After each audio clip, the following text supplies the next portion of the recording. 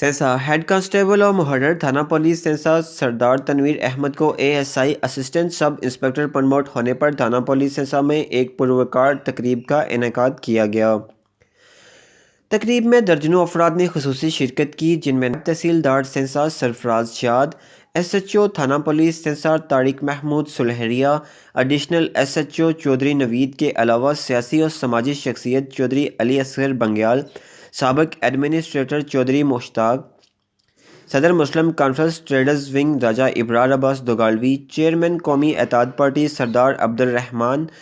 صدر بار ایسوسی ایشن سینسا سردار ظفر ایڈوکیٹ، صدر انجمن تاجران سینسا راجہ سلیم خان، سینئر نائب صدر مسلم لیگ نون